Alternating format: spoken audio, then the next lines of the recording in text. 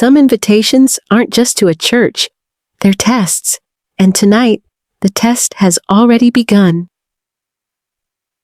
Before we begin, if stories of faith, discernment, and unseen battles speak to you, stay with us, subscribe, and walk this journey with me.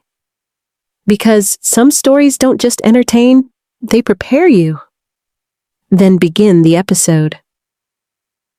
Some invitations aren't just about going somewhere, they're tests. And sometimes the test comes in the most unexpected ways. I've always believed in choice. Not the kind your parents make for you, but the kind you make for yourself.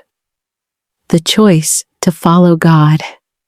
The choice to stand even when no one's watching. Tonight, that choice would be tested in ways I wasn't ready for. Fantasy. Leading the Daughters of Promise isn't about prestige. It's about influence. It's about setting a path others can follow. And sometimes setting a path means walking through doors that make your heart hesitate. Chloe's invitation seemed harmless enough at first. "It's the biggest worship night of the year," she said. "Celebrity worship leader, thousands of attendees, an energy so powerful it could feel like heaven itself." My first instinct was to say yes, but there was a quiet hesitation, a whisper inside me that I couldn't explain.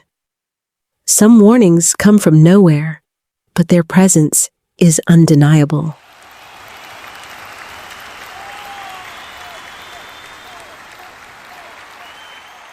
The streets were alive when we arrived. The church was enormous, lights flickering like fireflies in the night.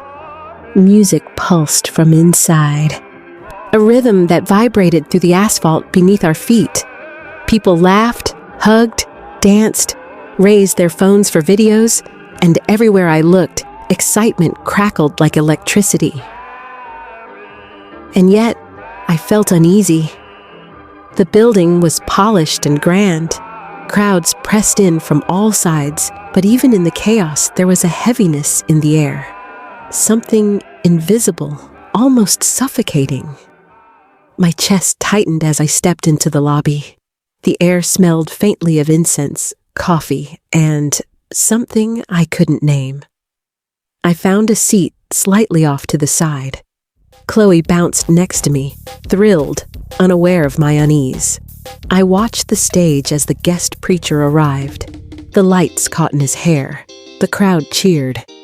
Everything seemed perfect. Too perfect. And that's when I saw it. There was a shift. Subtle, almost imperceptible to anyone else. Shadows moved unnaturally. A ripple of darkness that didn't belong. It wasn't the preacher himself. It was something around him, touching the crowd without anyone noticing. My pulse quickened.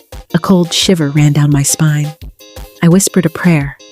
Not for myself, but for everyone in the room.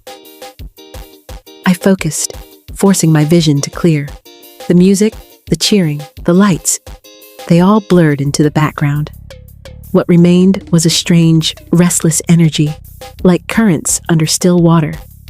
I had to stay. I had to see. The preacher raised his hands in blessing. For a brief moment, the room fell silent, for me alone. I could see it in flashes. Shapes moving behind the crowd. Eyes glinting, forms twisting. My fingers tightened around the seat edge. I whispered again, praying that the Spirit would shield this place. I tried to focus on the songs, the worship, the voices lifted in praise. But every cheer, every drumbeat amplified the unease. My mind raced. Something was wrong, and I was the only one who could feel it. The preacher smiled, spoke, waved, and yet the darkness persisted, brushing against my spirit like smoke. I wanted to warn someone, but my voice felt trapped, silent against the tidal wave of excitement and devotion. No one would see what I saw. Only I could see it, only I could pray. And then I realized tonight wasn't just about worship. It was a test. Not of faith alone, but of discernment, courage, and persistence. I had to stay. I had to watch. I had to pray.